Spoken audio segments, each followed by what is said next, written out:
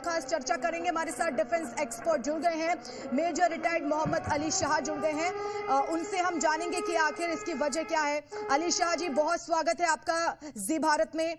और सबसे पहला सवाल यही, क्योंकि इजराइल और ईरान दोनों ही देखिए परमाणु संपन्न देश हैं, दोनों की सैन्य ताकत बहुत बढ़िया है, उसके बाद दोनों देश एक दूसरे में जो है वो मिसाइलें दाग रहे हैं। कितना बड़ा खतरा ये आने वाले समय के लिए? देखिए, ये खतरा तो है, बिल्कुल है, इसमें कोई शक की बात नहीं है। क्योंकि अगर कहीं पे भी कोई सा भी अगर जंग एस्केलेट हो जाए तो ये इसको जो लोग दूर बैठे हैं कि भाई हमें फर्क नहीं पड़ा, लेकिन पड़ता है। हर किसी को फर्क पड़ेगा, डायरेक्टली या इनडायरेक्टली, किसी किसी तौर पे। चाहे इकोनॉमिकली देख लीजिए, चाहे आप किसी तरीके से जंग का हमेशा फर्क पड़ता है।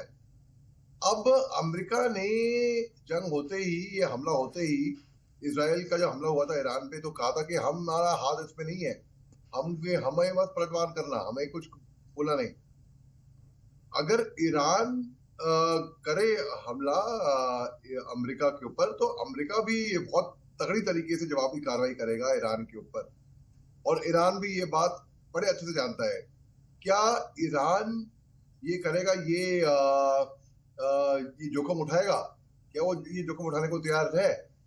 पिछले साल भी आप देखिए, तकरीबन 1 साल पहले जब इजराइल और ईरान के बीच में गर्मा गर्मी हो गई थी, तो इजराइल ने स्ट्राइक किया था ईरान के ऊपर।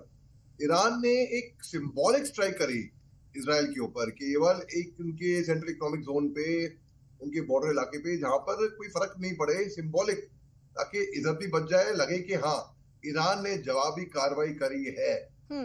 इस बार तो ईरान के टॉप मिलिट्री कमांडर मारे गए हैं, वैज्ञानिक साइंटिस्ट मारे गए हैं, काफी नुकसान हुआ है ईरान को। यहाँ पर हम रेस्क्यू रिलीफ ऑपरेशन भी देख रहे हैं। तो इसमें अयतुल्लाह खमीनी ने ईरान की सेना को फ्री हैंड दे रखा है कि आपको जो करना है अभी आप करिए, जवाब जिस तरीके से जवाब देना है जवाब दीजिए।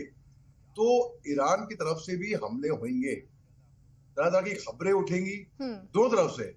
और देखिए, जब भी कोई जंग होता है, सबसे पहले खात्मा होता है सच्चाई का, इन्फॉर्मेशन का। इन्फॉर्मेशन वॉरफेयर बहुत फैलता है और ऑलरेडी खबरें आने लगी हैं। अब पता नहीं सच है कि गलत है, ये वेरीफाई करना। काफी खबरें आ रही हैं। एक खबर तो आई थी कि नेतन्याहू ने इजराइल छोड़ दिया है। इस तरीके से ना अलग अलग, पता नहीं कितना भापना पड़ेगा, सच है कितना गलत है, कितना ये है कितना वो है। तो इस दौरान हिंदुस्तान की रणनीति जो है, फॉरेन पॉलिसी जो है, अव्वल दर्जे की है। हमने कभी कोई पक्ष रखा नहीं किसी के साथ भी, हम एकदम न्यूट्रल रहे हैं। बिल्कुल, और यही एक बड़ी बात है कि यहाँ पर सवाल यही उठ रहा है कि भारत अब किसका साथ देगा, क्योंकि दोनों ही देश भारत के अच्छे दोस्त हैं। लेकिन अब आखिर भारत क्या साथ देगा या यहाँ पर एक न्यूट्रल जो है वो तरीका अपनाएगा, ये तो आने वाला समय बताएगा। लेकिन यहाँ पर एक बड़ी खबर आपको बता दें, इजरायली हमलों के बीच में ईरान का फैसला, ईरान एयर स्पेस 2 बजे तक बंद कर दिए गए हैं। तो युद्ध के बीच में ये बड़ा फैसला लिया गया है ईरान की तरफ से, और एयर स्पेस बंद कर दिए गए हैं 2 बजे तक के लिए। ये एयर स्पेस बंद किए गए। दोनों देशों की तरफ से लगातार मिसाइलें दागी जा रही हैं। देर रात से लेकर सुबह तक ईरान ने इजराइल पर लगातार हमले किए।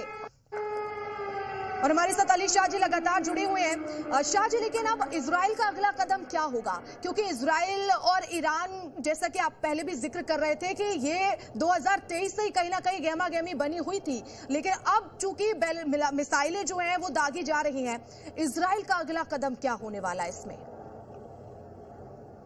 देखिए, इजराइल ने कहा कि हमने बस प्रीएम्प्ट किया कि ईरान न्यूक्लियर फैसिलिटी अपनी डेवलप करा था, न्यूक्लियर प्लांट्स पे हमने हमला किया, ताकि उनके बल्कि ईरान की तरफ से बयान आया कि नहीं, कोई न्यूक्लियर रेडिएशन नहीं हुआ, कोई यूरेनियम लीक नहीं हुआ, कोई बीमारियां नहीं फैली, कोई उससे कोई डैमेज नहीं हुआ। जर्मनी के चांसलर साहब ने इजराइल का समर्थन दिया है, उनको सपोर्ट किया है। उनको बोला है कि भाई अगर ईरान न्यूक्लियर फैसिलिटी डेवलप कर रहा है तो ईरान को कोई हक नहीं बनता कि न्यूक्लियर चीजें बीच में लेकर आए। और जिस तरीके से विश्व में अभी स्थिति बनी हुई है, तनाव हर जगह पे तनाव है, चाहे आप अमेरिका ईरान देख लीजिए, चाहे आप ईरान इजराइल देख लीजिए, चाहे आप रूस यूक्रेन देख लीजिए, चाहे आप इजराइल हमस देख लीजिए, चाहे आप चाइना ताइवान देख लीजिए, आप इंडिया पाकिस्तान देख लीजिए, आप सुदान में देख लीजिए, आप कहीं पे भी देख लीजिए, आप तनाव बढ़े हुए हैं। और हर किसी को, रूस और यूक्रेन की जंग के टाइम पे तो ये अनुमान लगाया जा रहा था कि यह आशंका जताई जा रही थी कि प्रेसिडेंट पुतिन के पास चमड़े का जो ब्रीफ केस है वो न्यूक्लियर उसमें वो दबा देंगे ट्रिगर, तो न्यूक्लियर परमाणु हथियार हो जाएंगे, परमाणु हमला हो जाएगा, ये हो जाएगा, वो हो जाएगा। तो आतंकवादी जो है, उग्रवादी जो है, दहशतगर्दी भी है, वो भी इसका फायदा उठाएंगे इसकी आड़ में, क्योंकि दुनिया में तनाव चल रहा है, तो क्यों ना अब हम अपनी बाजी मारे। उनको दबोचना चाहिए। और जितने भी ये आतंकी हैं, जितने भी दुनिया भर में हैं, चाहे भलाई कहीं पे मिडल ईस्ट में आईएसआईएस हो, चाहे जैसे पाकिस्तान तो खैर आतंकिस्तान है ही है, तो भलाई जितने भी आतंकी हों उनपे फट से रोक लगाएंगे, उनके ऊपर एक कर्व कर दी, नहीं तो फिर ये आतंकी क्या होगा, ये एडवांटेज लेंगे, फायदा उठाएंगे इस तनाव का। और अभी अगला इजराइल क्या करने वाला है, देखिए खबरें जो आ रही हैं, खबरों में ये भी आया कि नेतन्याहू साहब अभी शायद इजराइल के अंदर नहीं है, और ये वो इस तरह से इजराइल ने प्रीएम्प्ट करने के लिए न्यूक्लियर टारगेट्स पे अपनी स्ट्राइक कर दी।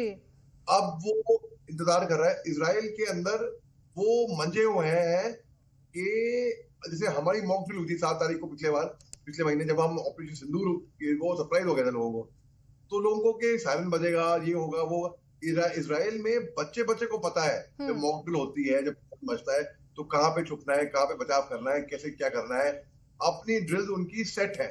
और वहां पर तो मिलिट्री ट्रेनिंग तो कंपल्सरी है, हर किसी को 3 साल के लिए मिलिट्री में सर्विस करनी ही होती है। तो यानी कि अली शाह जी, ये तो साफ है कि इजराइल का बच्चा भी जानता है कि अगर युद्ध होगा, और अभी हो भी रहा है, क्योंकि तो उसमें किस तरह से अपने आप को सुरक्षित रखना है, क्योंकि वो पहले से ही तैयार है। मैं लौटती हूँ सर आपके पास, एक और बड़ी खबर युद्ध से जुड़ी हुई आ रही है। इजराइल के पीएम का बयान सामने आया है, जिसमें उन्होंने कहा कि ईरान नहीं जानता कि आगे क्या होगा, परमाणु खतरे को दूर करने के लिए ये हमने हमला किया है, ऑपरेशन राइजिंग लाइन शुरू किया है। तो बेंजामिन नेतन्याहू की तरफ से ये साफ कहा गया है कि ईरान नहीं जानता आगे क्या होने वाला है, परमाणु खतरे को दूर करने के लिए हमने ये हमला किया है। तो ऑपरेशन राइजिंग लाइन शुरू किया गया है इजराइल की तरफ से। बेंजामिन नेतन्याहू का यह बड़ा बयान, और उन्होंने साफ तौर पर चेतावनी के तौर पर कहा है कि ईरान नहीं जानता कि आगे क्या होने वाला है। चलिए डिफेंस एक्सपोर्ट की ओर हम चलते हैं। सर, ये जो बेंजामिन नेतन्याहू का बयान सामने आया कि ईरान नहीं जानता आगे क्या होने वाला है, ये आखिर क्या इजराइल की शक्ति बता रही है कि इतना, मतलब जो बयान सामने आ रहे कि ईरान के लिए, एक देश के लिए जो भी एक परमाणु संपन्न देश है, तो ऐसे में ये बयान कितना महत्वपूर्ण है ईरान के लिए? नहीं, बड़ा बयान तो है बिल्कुल, और ये बड़ा बयान तो है, और ये काफी सीरियस मामला है ये, इसमें क्योंकि जी बड़ा बयान तो है ये, और काफी सीरियस मामला है, क्योंकि अब तक क्या है कि हम देख रहे थे कि इजराइल गाजा पट्टी पे तबातोड़ हमले कर रहा था। गाजा पट्टी में कुछ नहीं बचा है, वहां के प्रेसिडेंट अब्बास साहब ने भी बोला है कि कुछ नहीं बचा है, सब कुछ खाक में मिट गया है वहां पे गाजा पट्टी में। तो इजराइल भी अगर अपने पे आ जाए तो फिर वो तबाही मचा देता है वहां पे, और ईरान भी पीछे नहीं हटेगा, ईरान भी तस से मस नहीं होएगा। तो क्या क्लैश अगर टाइटन जैसे कहते हैं ना कि भाई दोनों महारथी हैं और दोनों में जंग छिड़ जाए, तो फिर ये बहुत खतरे की घंटी होगी दुनिया भर के लिए। अब अपनी अपनी स्ट्रेटेजी, अपनी अपनी प्लानिंग, अपनी अपनी रिहर्सल दोनों देश कर रहे होंगे, अपने तरीके से तैयारियां दोनों देश कर रहे होंगे। इजराइल को भी मालूम था कि हमले करने से पहले कि ईरान पलटवार करेगा। ईरान जब पलटवार करेगा तो फिर ये तैयारी होनी चाहिए, इसी तरीके से स्ट्रेटेजी पूरी बनाई होगी। और ऐसा मैं मान सकता कि अमेरिका को इसके बारे में खबर नहीं थी, या अमेरिका का हाथ नहीं था इसके अंदर। अमेरिका का कहीं ना कहीं इसमें हाथ होगा। एक चीज और सामने निकल कर आई, मुझे मालूम पड़ा कि ये थोड़ा मुझे मालूम पड़ा कि जो फील्ड मार्शल है ना पाकिस्तान के, जनरल आसिम मुनीर, जिन्होंने अपने आप को फील्ड मार्शल घोषित कर दिया था, बड़ी हवा मच रही थी कि इनको अमेरिका ने न्योता दिया है, ये है वो है। व्हाइट हाउस ने कंफर्म किया है ऐसा कुछ नहीं है, इसको, इस आदमी को, इस इंसान को कोई न्योता नहीं मिला है, अपनी हवा बना रहा है। तो ये इस तरीके से जो फेक न्यूज होती है, नैरेटिव होता है ना, और वो तो अली शाह जी पाकिस्तान तो उसमें माहिर है, किस तरह से हवाबाजी करनी है इसमें तो पाकिस्तान जो है वो, उसका तो सभी दुनिया में वो अव्वल है, जानते हैं कि पाकिस्तान आखिर क्या क्या कर सकता है, कितनी फेक न्यूज फैला सकता है। खैर, आप हमारे साथ जुड़े, हमारे साथ जानकारी साझा की, इसके लिए बहुत धन्यवाद।